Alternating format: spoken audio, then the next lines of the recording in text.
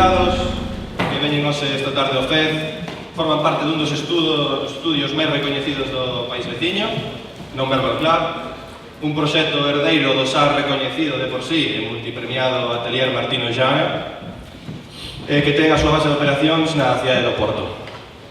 Non-Verbal Club practican un deseño conceptual, intelixente, cargado dunha forte personalidade tipográfica, apoiado sempre nunha base estratégica moi sólida, sempre chea de argumentos.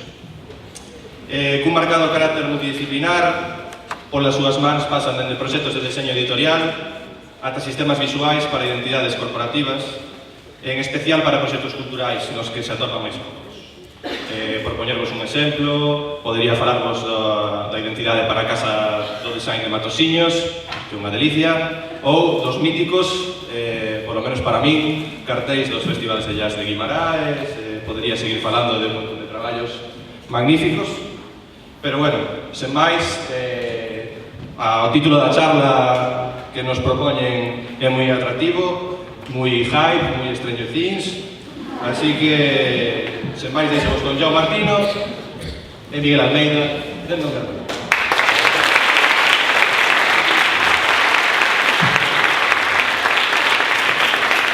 Olá, boa tarde a todos. Antes de mais, bem, meu nome é Miguel Almeida, este é o João Martino, somos os dois partes de um estúdio de design do Porto chamado Non-Verbal Club. Quero-vos pedir desculpa de duas coisas. Em primeiro, estamos a falar em português, espero que compreendam. Vamos tentar falar devagarinho. A segunda é que eu fiquei com gripe ontem, portanto estou com esta voz anasalada. E a terceira que descobri hoje é que vou falar como se fosse um apresentador de televisão, que é um bocado estranho, mas vamos tentar. Antes de mais, agradecer o convite à DAG e à Laura por ter sido muito paciente a tratar da organização disto connosco. Dar também os cumprimentos aos restantes oradores e formadores de workshops. Então nós hoje viemos falar do sentido da vida. Ainda não vi o Stranger Things, portanto não façam spoilers, por favor. Só vi 2 episódios, na verdade. Mas não é bem nesse sentido que vimos falar. Quando nos propõem dar uma conferência, para nós é sempre um exercício algo estranho, porque nos obriga a parar no tempo, olhar para nós próprios e perceber, a ter que estruturar intelectualmente uma série de caminhos que nós vamos fazendo, alguns com mais certeza, outros com mais dúvida, alguns mais planeados, outros menos planeados, mas obrigamos a fazer esta paragem no tempo e pensar o que é que nós andamos aqui a fazer. Bem, desculpem se estiver a falar muito rápido, avisem-me para eu acalmar.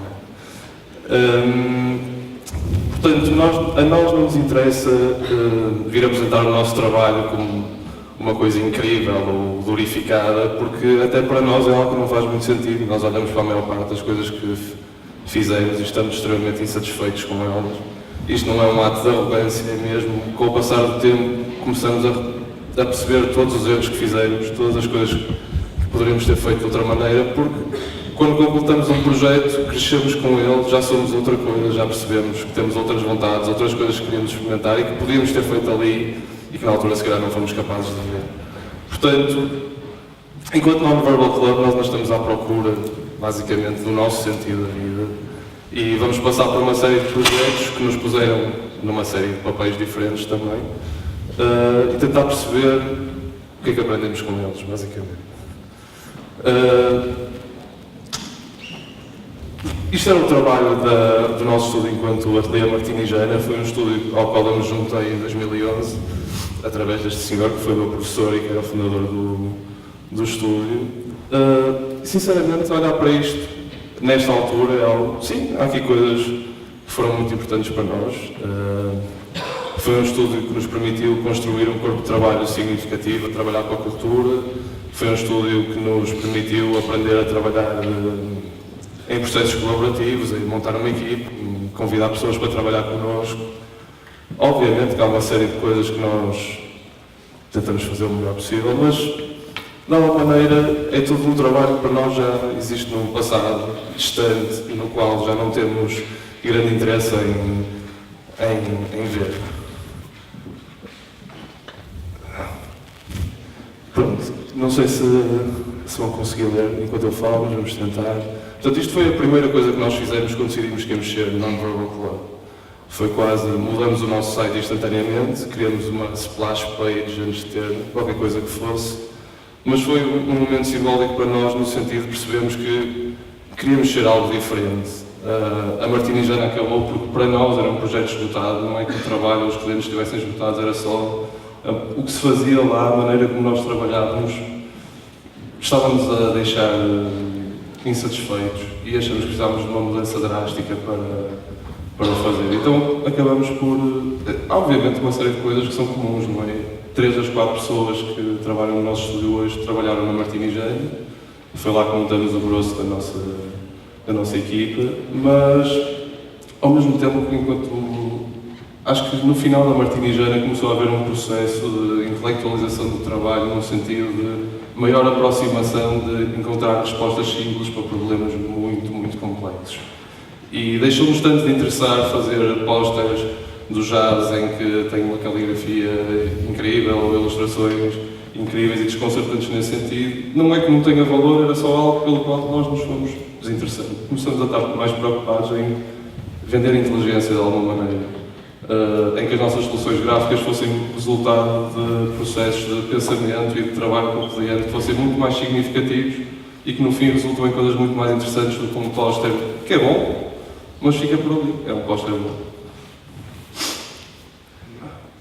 Apresentar-vos, isto é a Joana, que também trabalha connosco, outra designer. E esta é a Susana, que é a nossa gestora de projetos. Sim, é a nossa patroa. Bem, o primeiro projeto que vamos falar é a Ursa, se calhar o João. Ora, a Ursa, claro que eles ficaram logo carinhosamente conhecidos como os ursos, mas a Ursa faz sentido apresentá-la em primeiro lugar porque foi um projeto que vem da Martinijana, com este primeiro senhor que se chama Luís, aí há uns 7 ou 8 anos, acabadinho de tirar a sua licenciatura em arquitetura e que nos entrou pelo estúdio dentro a pedir uma identidade para o estudo de arquitetura que ele ainda não tinha. Nós achamos piada. E obviamente que não podia deixar de ser, demorou anos a ser definido. No processo dessa definição fomos ficando admiradores, nós deles e eles de nós, e ao mesmo tempo fez-nos crescer juntos. Posso mostrar um bocadinho?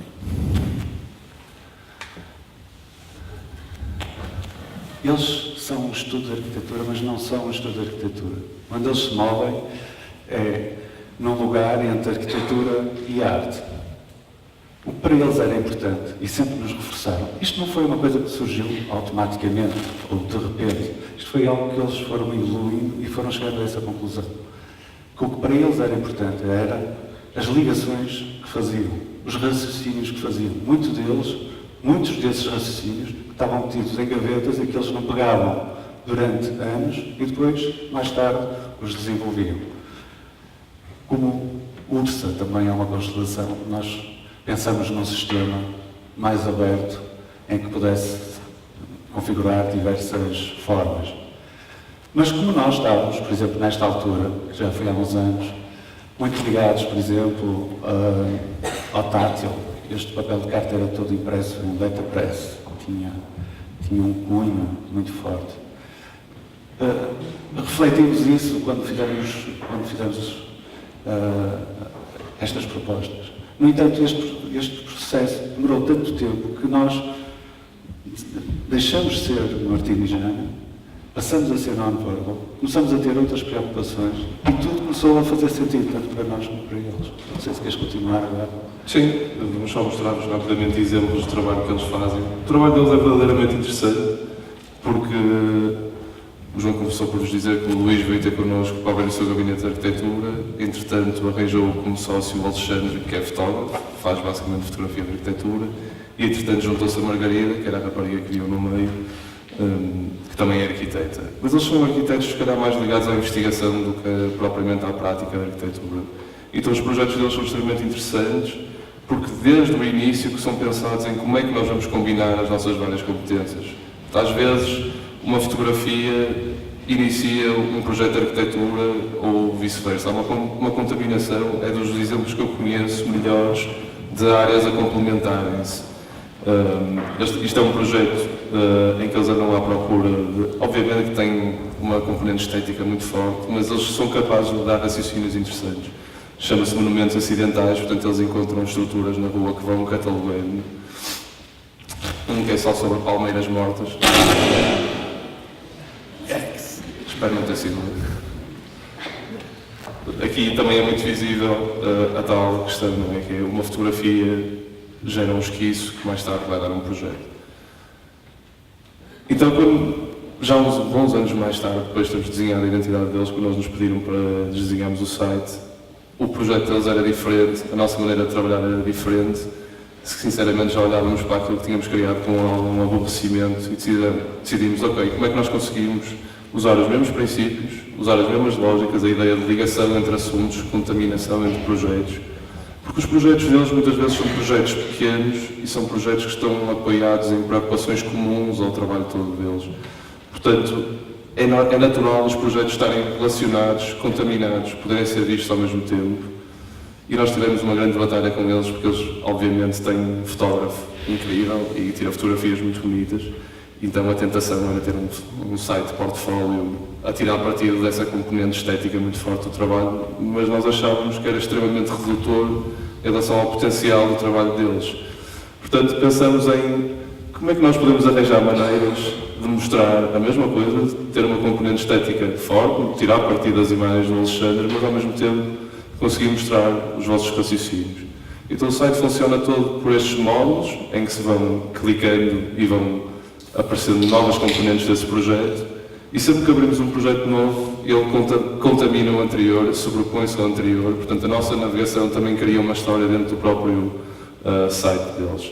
Temos aqui só um exemplo simples de navegação entre eles e, de alguma maneira, nós gostamos deste exercício de forçar as pessoas a verem mais que uma coisa ao mesmo tempo, a lerem o trabalho deles não como uma coisa isolada, cada projeto, mas como um conjunto de preocupações que são transversais. E, para quem quiser ver o site, simples, há um botão, está quase cortado ali no fundo, em que permite limpar tudo outra vez e recomeçar a história com o trabalho deles. E eles também estão a desenvolver, bem, sendo um coletivo artístico, fazem muitos projetos expositivos. Isto é um projeto que também já começou há, sei lá, 2 anos, pelo menos? Mais. Em que estão a fazer um registro de soluções arquitetónicas em hortas urbanas, portanto em hortas ilegais, vão procurar como é que as pessoas, de uma maneira muito descomprometida, resolvem problemas arquitetónicos e vão catalogando. Já fizeram uma exposição em Guimarães, à qual nós os apoiamos também, e estamos agora a desenhar-lhes um catálogo para há 1 ano e meio.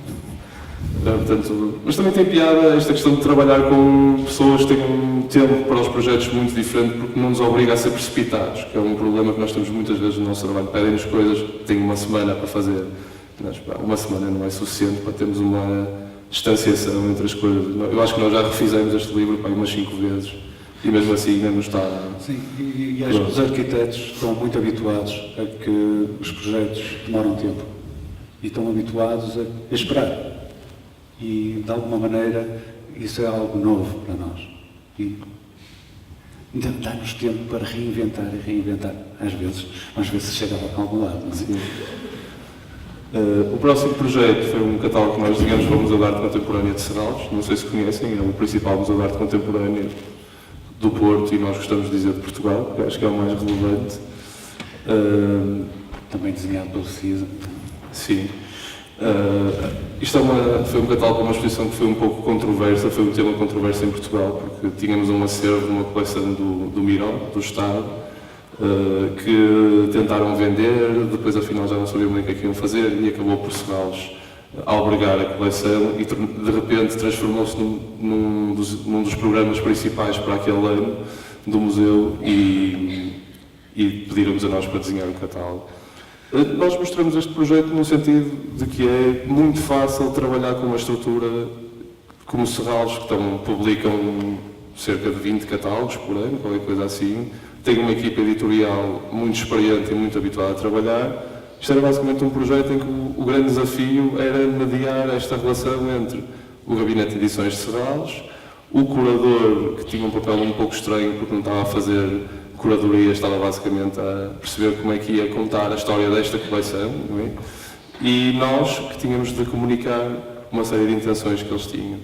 Portanto, é um catálogo de arte de tom baixo, relativamente sem nada do outro mundo. O grande desafio de design que havia era como é que conseguíamos pôr estes textos em português e inglês a correr ao mesmo tempo. Mas, acima de tudo, era um projeto de mediação entre estas partes todas, em que todas tinham que ficar satisfeitas, não é? Obviamente, nós gostamos muito de fazer catálogos de exposições, mas de alguma maneira foi um projeto simples e ficou... O desafio não é propriamente um desafio transcendente. São coletes que nós gostamos de ter, mas nós gostamos muito de trabalhar no campo da arte contemporânea, é uma área da qual também nos estamos a tentar aproximar, e sentimos que há alguma complicação na maneira como se vê a arte contemporânea hoje em dia, não é? Está-se muito rodeada por esta atmosfera de incompreensão, de falta de empatia. Eu dou por mim muitas vezes a ir a exposições e não perceber nada do que se passa lá.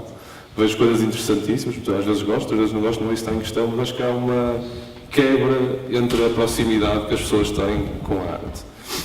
E isto leva-nos ao próximo projeto, que foi muito interessante, principalmente pelo efeito contrário. Nós fomos chamados em 2015 para desenhar a comunicação do Pavilhão de Angola na Bienal de Veneza. E era uma edição muito especial para eles, porque na edição anterior tinham ganho o Leão de Ouro, basicamente, que foram consideradas a melhor exposição da Bienal de Veneza, e desta vez tinham o desafio de como é que nós mantemos esta expectativa, não é? Agora não queremos baixar o patamar, temos que tornar esta edição especial. Para vos dar algum contexto, quando falamos em arte angolana, isto é uma peça do António Hall, que é um dos principais, um dos meus artistas angolanos mais estabelecidos. É muito interessante ver esta diferença de texturas, de cores. Estamos a falar de metal, mas todo o trabalho é quente, relaciona-se muito rapidamente connosco. Um enquadramento de uma pintura dele também. Isto é uma escultura do Francisco Vidal. São katanas aqui. E isto é um frame de um filme do Délio Jace. Eles têm todos os nomes assim muito engraçados. De qualquer das maneiras, aqui havia vários desafios. Apesar de tudo, estamos a falar deste universo que é quente, que é muito visceral, com o qual estabelecemos uma empatia muito imediata, gostamos apetece-nos quase tocar, perceber do que é que aquilo é feito, como é que é construído, andar à volta das peças, mas temos que comunicar Desculpem, tenho que falar mais devagar. Temos que comunicar uma exposição de arte angolana num contexto europeu elitista, provavelmente a plataforma de arte mais estabelecida na Europa, ou uma das mais de exibição. Então, a solução que nós arranjamos, até porque a Bienal impõe imensos constrangimentos em relação à utilização dos materiais de comunicação, foi: vamos desenhar uma base tipográfica estável, europeia, que remeta para o contexto em que aquilo acontece, sim, modernista, e depois vamos deixar que este jogo de símbolos, de interrupções, de padrões e de cores quentes aqueça o resto do trabalho e traga esta multidimensionalidade que víamos nos trabalhos que vimos anteriormente. Isto são só dois exemplos rápidos de pósteres e de um desdobrável que fizemos para o pavilhão. Não é propriamente disto que nos interessa falar hoje. Interessa-nos mais falar disto, que foi o catálogo. Mais uma vez, não pelo que é que este catálogo é. Hoje em dia olhamos para ele e só vemos como é que nós somos capazes de desenhar esta capa. Ao mesmo tempo, foi um dos processos mais interessantes que tivemos, porque nos obrigou a ser editores do catálogo. Basicamente, a curadora adjunta e a produtora da exposição uma vez entraram no nosso estúdio, no dia em que era suposto trazerem-nos os materiais para o catálogo, em que já não havia muito tempo para fazer, na verdade, e traziam-nos para aí 10 folhas A4 impressas e diziam: isto é tudo o que temos para fazer um catálogo. E nós, pois, mas isso não dá para fazer um catálogo. E elas, pois, precisamos de ajuda. E nós, está bem, vamos tentar ver o que é que há. Obviamente que o contexto de Angola é um contexto muito especial, porque tem muitas características às quais nós não estamos habituados, como, por exemplo, não se conseguir falar com um dos artistas durante 3 meses, porque ele vai pintar para o meio de uma terra escondida, não tem telemóvel, não tem acesso à internet, não tem acesso a nada e não está preocupado em ter também. Portanto, ele aparece quando aparecer e nós temos que ter conteúdo sobre isso. Mais uma vez, não há documentação fotográfica das obras, é tudo muito deficitário. Portanto, o pânico era um bocado normal. Mas então, esta fotografia é muito elucidativa da solução que nós acabamos por encontrar. À esquerda, para além de nós estarem todos muito bonitos com óculos de sol, à esquerda temos o António Wall, que é o artista consagrado angolano. E, na verdade, o tema transversal desta exposição, ou o que ela pretendia fazer, é, depois do trabalho do António Wall ter sido consagrado na edição anterior com o Leão de Ouro, não foi só o trabalho dele, mas passar o testemunho a novas gerações, basicamente o António Wall apadrinhar uma série de novos artistas que ele acha que podem ser os sucessores da representação da arte angolana. Então nós pensamos, bem, se estamos a trabalhar uma comunicação toda baseada em princípios de interrupção, sobreposição e aquecimento, porque é que não podemos fazer o mesmo, mas em vez de fazermos visualmente, fazemos com a edição do livro? Então começamos, nós e elas, a compilar uma série de materiais, tudo o que encontrávamos sobre a arte angolana, a planear secções e depois da junção destas secções haviam cortes brutos entre temas que originavam a sequência do catálogo, que vos vou mostrar agora. O catálogo começa com uma série de textos institucionais, como tem que ser. A seguir passa para uma secção de entrada no portfólio do António Wall, portanto vai-vos mostrar como é que é o trabalho dele. A seguir a esse portfólio há uma secção com textos que foram recolhidos de muitas fontes sobre qual é o panorama da cultura contemporânea angolana, só ensaios. E a seguir vamos para uma apresentação do portfólio dos artistas que estão representados nesta Bienal. Muitas destas coisas são fotografias de telemóvel. A seguir, como charneira, a curadora adjunta tinha feito um trabalho de entrevistas com os artistas sobre, basicamente, em que eles explicavam muito honestamente, e tem muita piada porque eles são mesmo muito honestos no discurso e muito comprometidos, o que é que os levava, o que é que os motivava a produzir o seu trabalho e quais eram as preocupações subjacentes. Então nós achamos que isto era um bom momento para introduzir um tema paralelo na sequência do livro, e aí está todo marcado com um fundo amarelo. A seguir entram uma secção com novos ensaios, aqui já especificamente sobre cada um dos artistas que entram na exposição. Mais uma vez, isto foram quase textos compilados fora do catálogo, era o que havia escrito sobre eles. E havia artistas que tinham textos de 20 páginas escritos sobre eles e outros que tinham um parágrafo. E nós decidimos aceitar isso, e se tem 20 páginas, tem 20 páginas, tem um parágrafo, esse parágrafo vai ser gigante e ocupa 3 ou 4 páginas.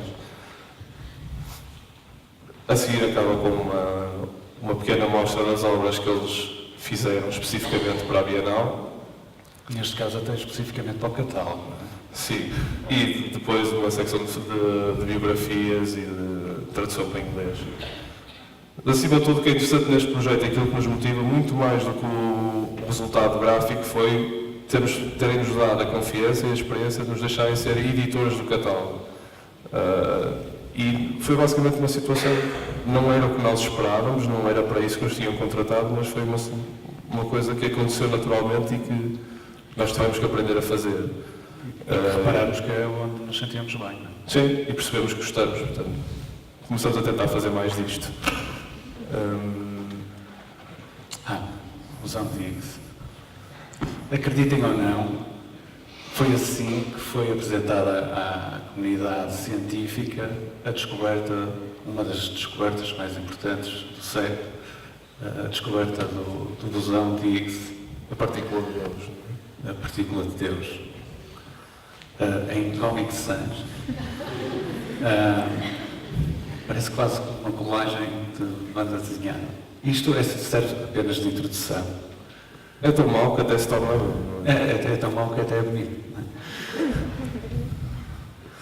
é? Isto serve de introdução é um desafio interessante, mas ao mesmo tempo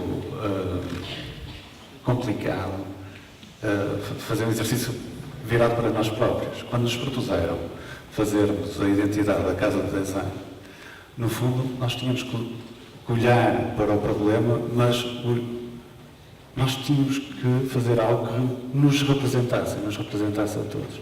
E isso, de alguma maneira... Eu não estou a fazer. Isso, de alguma maneira, se transformou, se calhar, até no próprio conceito da imagem que nós utilizamos para a Casa do Design. Nós partimos do princípio que o logotipo, nós queríamos um logotipo tradicional. E intemporal. E intemporal. Algo que pudesse ser válido agora ou daqui a 50 anos. Pelo menos foi isso que nós nos propusemos. Além disso, devia ter uma atitude projetual muito evidente. Basicamente, aquilo que nós encontramos, ou quando olhamos para ali, onde nos inspiramos, é numa reta a atravessar 2 planos, um CMD. E depois lá uns neons fixos, portanto, uns neons engraçados. Mas também quem conhece minimamente sabe, o nosso trabalho sabe que quando nós trabalhamos identidades, se calhar a coisa menos importante é o logotipo, tem muito mais a ver com a... Isto foi exatamente, sim, o processo foi exatamente o contrário daquilo que nós normalmente fazemos com as identidades, que fazemos sempre logotipos que entram em metamorfoses, não é? E depois, se calhar mais importante que o logotipo, achamos nós, era a maneira como ele comunicava. E por causa deste exercício, virado para nós mesmos, este exercício um bocado entrópico, nós começamos a idealizar algo que qualquer designer podia pegar e não se sentir amarrado a demasiadas restrições visuais. Como é que o fizemos? Criamos uma grelha que está baseada essencialmente em conceitos e muito menos em formas visuais. Como é que ela deve aparecer? A informação deve aparecer sempre em faixas. E deve utilizar sempre espaço vazio. E é tudo o que os designers que forem interpretar no futuro precisam saber. Isto são apenas alguns exemplos do que poderia ser.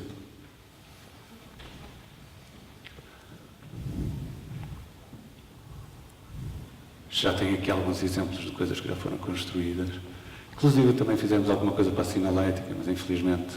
Isto é um projeto, aliás é algo interessante, porque quando estávamos a preparar esta apresentação, e um bocadinho como o Miguel dizia, que as conferências não nos interessam minimamente quando são para glorificar o nosso próprio trabalho, porque ainda por cima não acreditamos muito nisso, mas servem para olhar para nós mesmos e refletir sobre aquilo que estamos a fazer.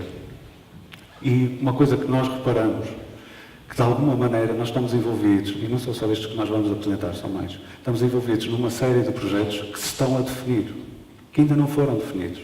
A Casa do Design é um deles. Há uma vontade muito grande de fazer uma galeria-museu do design, mas ele ainda não tem um orçamento próprio, ele ainda tem uma vontade muito grande, mas ainda não tem uma direção artística, e no fundo nós estamos a evoluir com ele. Estamos sempre a pensá-lo ao mesmo tempo que ele evolui. Não é? E isso acho que é uma das coisas que foi interessante fazer.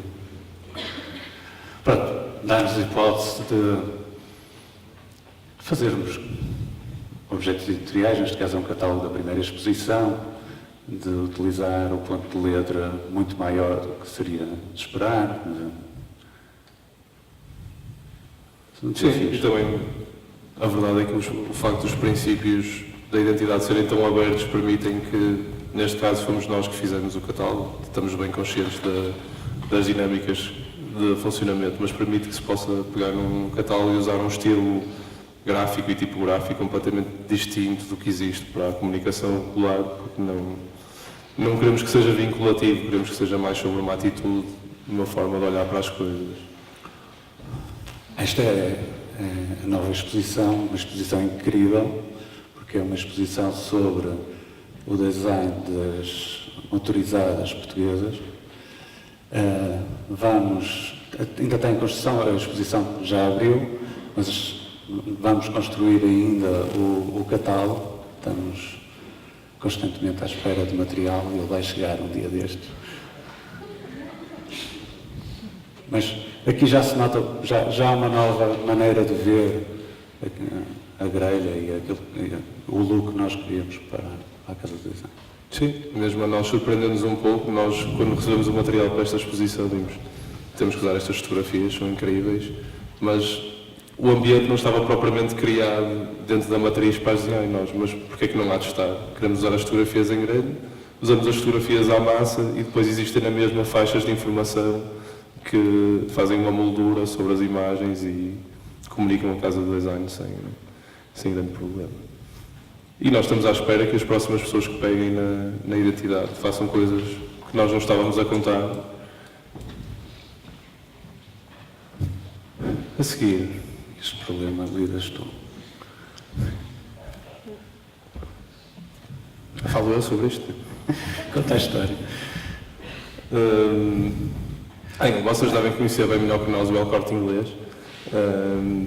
É uma instituição, como sabem, não é propriamente reconhecida por ser um grande agente cultural, mas no caso do Corte Inglês que existe em Gaia, o diretor era uma pessoa bastante interessante e com vontades um bocadinho diferentes do que é expectável de um diretor de uma organização como esta.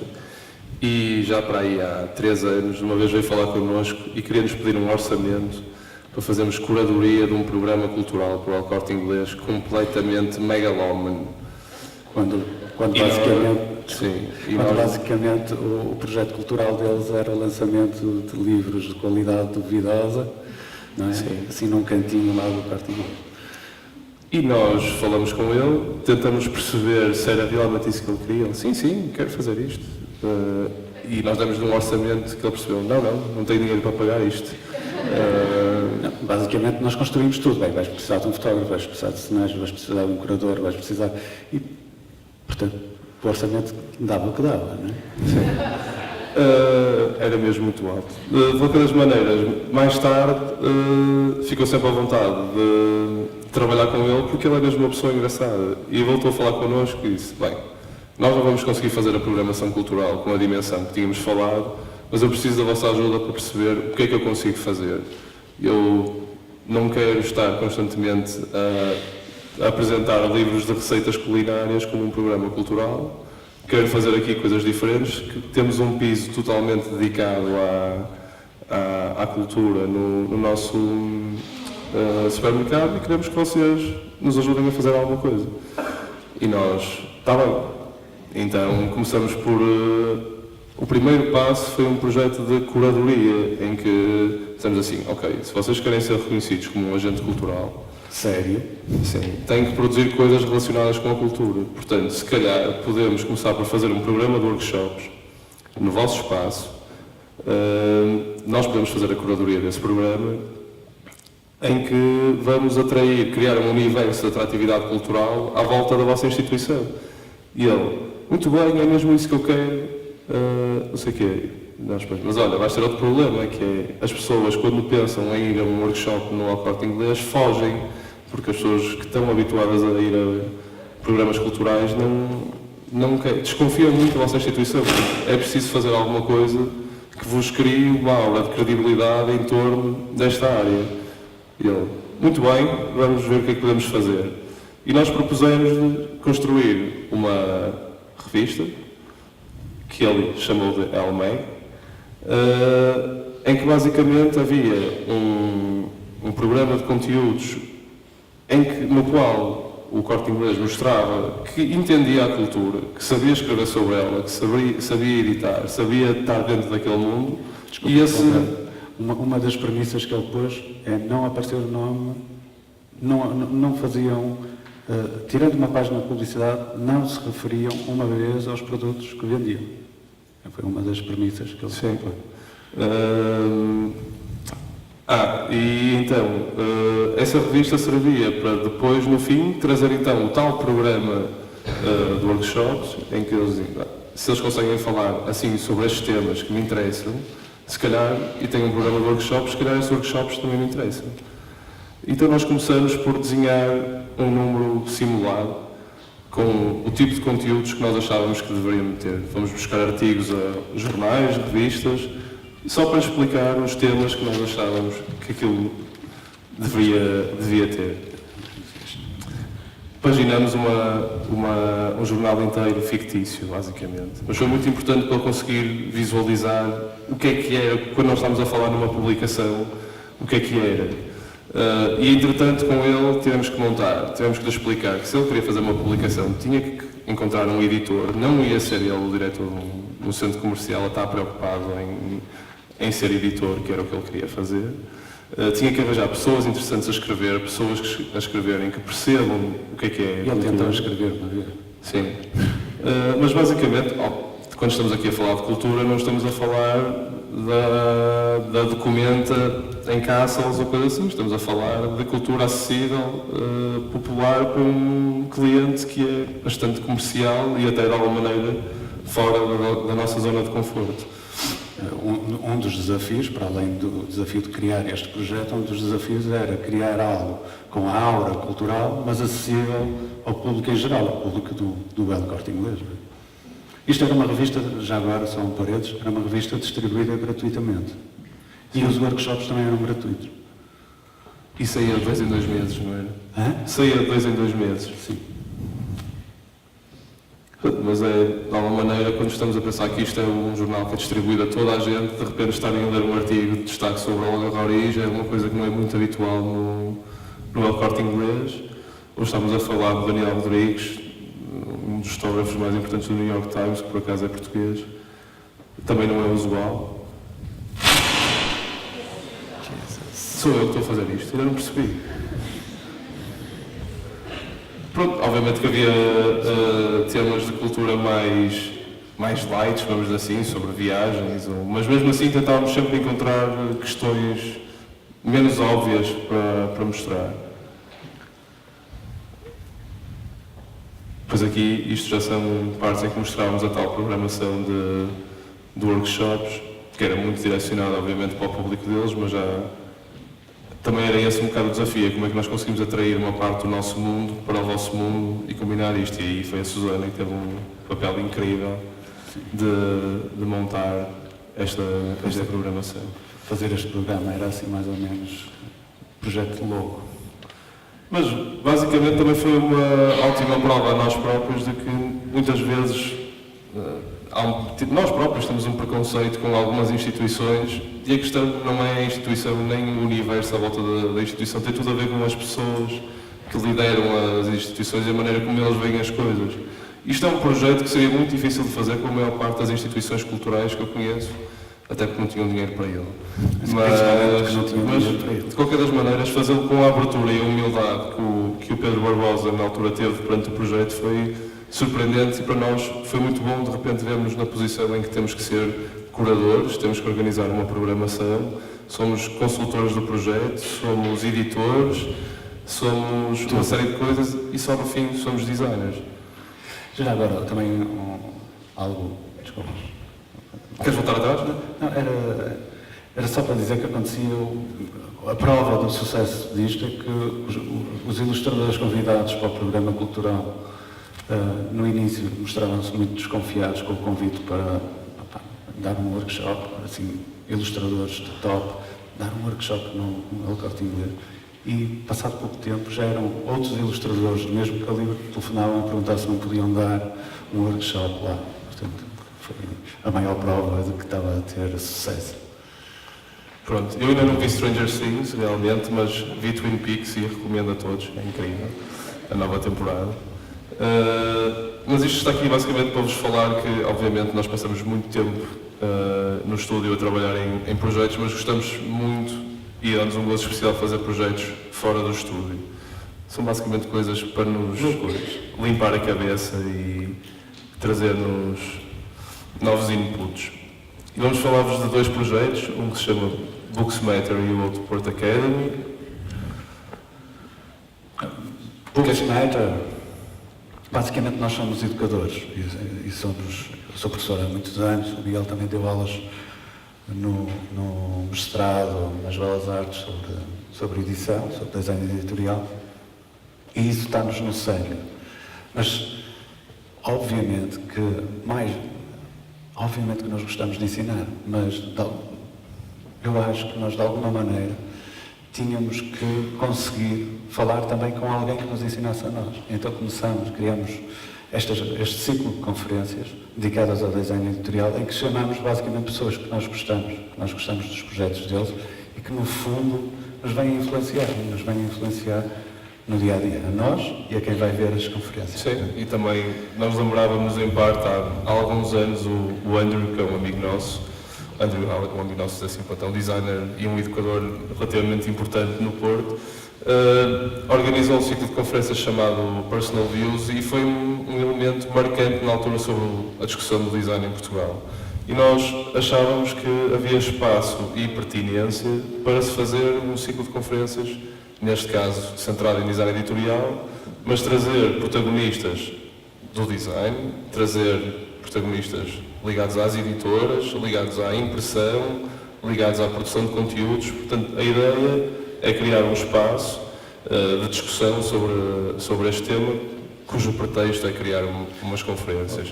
Para esta primeira edição nós trouxemos alguém já mais do que estabelecido, como o Jus Grutens, e trouxemos um jovem mais ligado à arte, e foi muito interessante ver a maneira como eles se confrontavam, mas ao mesmo tempo se complementavam.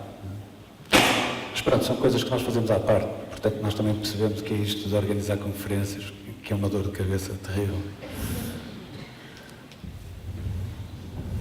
Aqui está, isto é o Yost, ou Yost, nunca sei dizer, e este é o Ronnie. O Yost tem uma abordagem muito racional em relação ao design editorial, e o Yost tem uma abordagem muito mais emocional, muito mais ligada à publicação de arte. Foi muito interessante ver o contraste entre os dois. O contraste e as semelhanças. O outro projeto é um projeto de 2 amigos nossos, o Rodrigo e a Amélia, que começaram há uns anos uma Summer School de Arquitetura na FAU, que se chama Port Academy. A FAU, que não sei se conhecem, é a Faculdade de Arquitetura da Universidade do Porto. Também desenhada pelo Cid. E este ano convidaram-nos para desenhar a identidade da Summer School. Tem aqui algumas coisas, algum contexto de como é que as coisas acontecem. Portanto, há basicamente 10 formadores que cada um monta uma turma, um pequeno estúdio, onde trabalham um pequeno problema de arquitetura durante uma semana. Estamos a falar num universo de cerca de 270 alunos por cada Summer School. A maior parte deles não são portugueses, portanto vêm de fora. E nós, basicamente, como temos tendência a complicar tudo, quando ouvimos falar disto, nós, espera aí, mas se calhar era... porque eles têm uma necessidade no final da Summer School, todas as turmas levam, ou cada aluno leva um projeto, um pequeno projeto editorial dos resultados que foram produzidos na sua turma, impresso. E são 230 e tal alunos, portanto há que produzir 200 e tal cadernos. E nós, como não estávamos com um trabalho que chegue, já decidimos, espera aí, o que era mesmo, o que nós gostávamos mesmo era de montar uma turma de design editorial e estar a trabalhar sobre esses objetos gráficos e ver o que é que poderíamos fazer. Nós somos masoquistas. Pronto. Então, basicamente, o que fizemos foi reunir uma equipa. Obviamente que isto era um projeto com alguma responsabilidade e nós decidimos torná-lo como um teste. Portanto, fomos buscar algumas pessoas que conhecíamos, algumas com quem já tínhamos trabalhado, outras ex-alunos que já conhecemos bem e confiávamos na sua capacidade. pedimos um patrocínio de papel e roubamos uma impressora. E começamos a trabalhar. Basicamente a fazer uma grande noitada, que foi o que aconteceu. Mas, como é evidente, eles estão a produzir conteúdos durante esta tal semana. Nós tivemos durante essa semana... Eu acho que és tu. Eu não mexi. Tivemos durante essa semana a combinar com os vários formadores, a montar uma linha editorial para os resultados dos programas deles. Isto foi um trabalho que foi super importante, portanto parece que durante uma semana não estávamos a fazer nada, mas quando conseguimos ter as coisas bem estruturadas para quando recebêssemos conteúdos, conseguimos produzir estas coisas muito rapidamente. Desenhamos uma base tipográfica e editorial estável para pôr os conteúdos e os resultados foram qualquer coisa como isto. Estou aqui a alguns exemplos. São pequenos caderninhos de A5. Quer dizer, conseguir sequer ver alguma coisa já foi uma vitória, não é? Portanto, enquanto no final os alunos da Summer School estavam aqui a ter uma festita na piscina, nós estávamos enfiados numa gráfica a produzir 200 e tal cadernos, mas conseguimos juntar-nos à festa à noite e foi muito fixe ver a reação deles depois entusiasmados com os resultados finais. Isto principalmente é importante porque estes projetos são essenciais para nos renovar, para vermos as coisas de outra maneira, para adicionarmos ferramentas E a verdade é que a partir deste projeto, neste momento, já estamos a conversar sobre fazer uma publicação mais longa sobre isto, uma coleção de livros de arquitetura e já planear a do próximo ano, portanto, um pequeno devaneio que nos deu de querer fazer isto. Uma série de grupos de arquitetura a seguirem-nos no Instagram. Já temos uma série de projetos que se geraram só porque nos apeteceu. Finalmente, e é mesmo o fim, já devem estar fartos de nos ouvir, vamos falar de um projeto que está a decorrer neste momento, é um projeto que começou há relativamente pouco tempo, que é para o Teatro Nacional de São Carlos, em Lisboa, que basicamente é uma batalha constante entre a ideologia e não é o dinheiro, mas sim a vontade de deixarem de ser comerciais. Mas já lá vamos. Bem, não sei se conhecem, São Carlos tem uma sala de espetáculos incrível. Estamos a falar de um dos principais teatros do país, um dos principais de Lisboa e um dos principais do país. E ao mesmo tempo, a base da programação deles é ópera, mas é ópera interpretada de uma maneira contemporânea, portanto não estão presos à base clássica da ópera. E são também a Casa da Orquestra Sinfónica Portuguesa, portanto também planeiam uma série de concertos desta gente toda a tocar muita coisa ao mesmo tempo. E quando olhamos para isto, achamos que é um universo incrível e que nos dá vontade de estar próximo disto, e olhamos para a comunicação deles e era uma desilusão tão grande quanto isto, ou isto. Não queremos dizer mal do trabalho dos outros, mas de alguma maneira não nos galvaniza, não nos dá o contexto de... Aliás, nem é tão contemporâneo quanto as obras deles, que é uma coisa um pouco Mas estranha. basicamente quando eles falaram connosco era para fazer isso.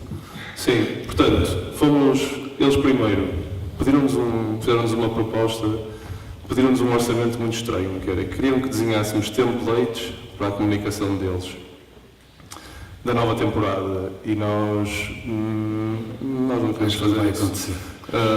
Então marcamos uma reunião com eles, em que basicamente lhes levamos uma apresentação sobre o que é que nós achávamos que poderia ser feito para uma instituição como eles, como é que eles deviam tratar a comunicação, em traços muito gerais, alguns exemplos gráficos, mas uma apresentação transversal de comunicação, a dizer-lhes o que é que eles deveriam estar a fazer, como é que eles deveriam estar preocupados, que tipo de processo é que deveriam ter, e não peguem lá para vos fazermos não sei quantos templates.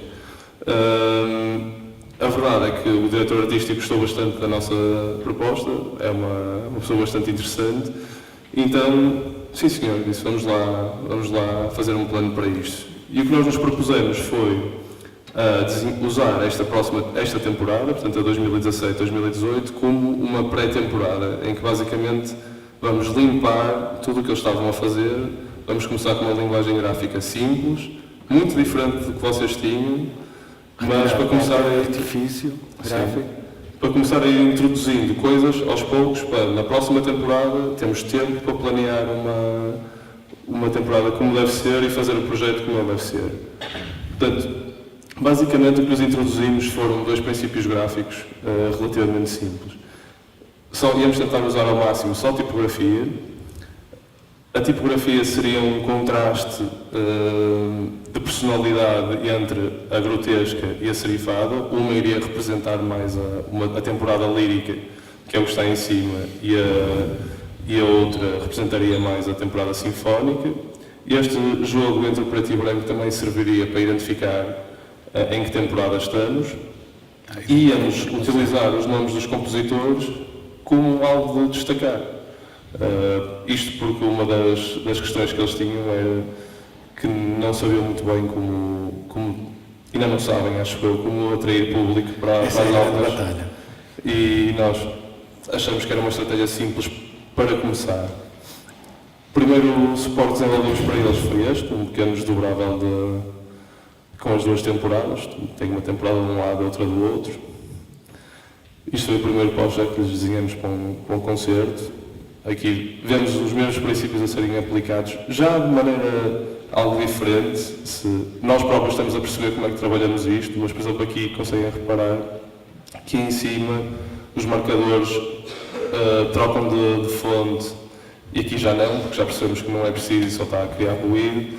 Mas há outros princípios que se mantêm, como vem o autor da ópera, neste caso Puccini, aparece no póster com o mesmo destaque que aparece o nome da ópera. Isto é um concerto de abertura da temporada sinfónica. Mudamos também algumas coisas simples no espaço. Portanto, este é o aspecto. Estás ali, João? Da comunicação exterior do teatro agora. Aqui na por cima tem um edifício incrível. E a última peça que desenhamos foi o programa da temporada, em que mais uma vez tivemos um papel de edição bastante grande. Mas um dos medos que eles tinham com esta linguagem tipográfica, crua, dura, era que fosse pouco acessível. O público das óperas é um público um pouco mais velho do que de outros espetáculos.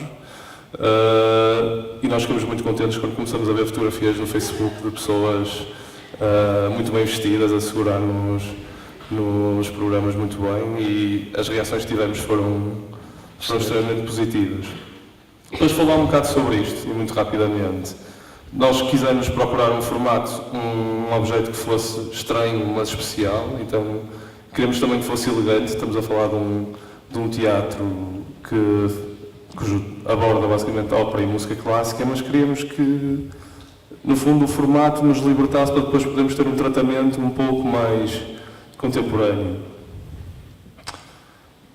Tivemos também responsáveis por fazer a direção da arte e comissariar um fotógrafo para trabalhar connosco nisto. Neste caso é um fotógrafo do Porto também, que é o Dini Santos. E trabalhamos basicamente com imagens de arquivo, porque já não havia tempo para produzir imagens novas, mas... Portanto, o interior da badana tem uma fotografia, depois começa o programa com um índice dos espetáculos, entramos na temporada 2017-18, o texto, desculpem, nós não conseguimos fotografar isto a tempo, foi produzido há relativamente pouco tempo, portanto tivemos que digitalizar. Peço-vos desculpa, mas são as imagens que temos. O texto de introdução do diretor artístico, temos umas fotografias a mostrarem o espaço, e de repente entramos na temporada lírica, mas já não temos que dizer que é temporada lírica, podemos usar TL, porque a seguir toda a gente percebe que estamos a falar de autores de ópera. E a estrutura é sempre muito constante, mas estamos a falar de um ritmo trabalhado de uma maneira muito lenta, mas, no nosso entender, muito agradável. Mais uma vez, os princípios de hierarquia de informação estão aqui presentes, apresentamos a sinopse e a ficha técnica das óperas, e depois temos sempre uma fotografia que é uma metáfora visual ao que é a ópera. Não são interpretações diretas, são outras coisas mais abstratas, mais para nos pensar. E que foram mediadas com o diretor. Sim, são mais para nos dar sugestões de ambientes e nos deixarem curiosos por tentar perceber o que é que se passa, não é? Quando vemos uma fotografia de uma chaminé industrial, se calhar não associamos à Electra, mas na verdade é que a omnipresença da Electra num palco de ópera vestida de vermelho, à espera que algo aconteça à volta dela, é muito interessante trabalhar neste contexto contemporâneo. A mesma coisa.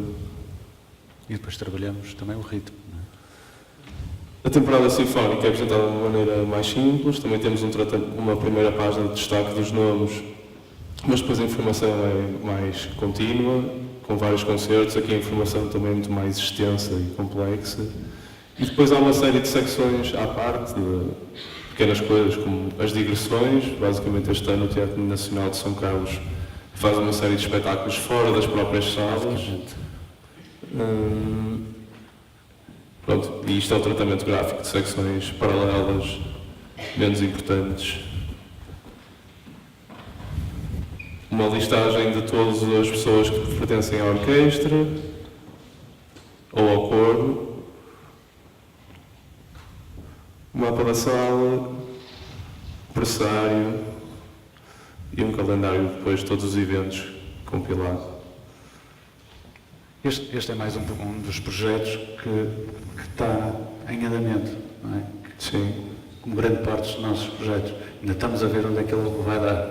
Sim, a verdade é que nós ainda estamos em grandes discussões com eles em relação ao que nós queremos fazer e qual é o potencial que a instituição tem e que eles ainda não nos deixam fazer, mas vamos devagarinho tentando provar aquilo que é possível. E pronto, é basicamente isto.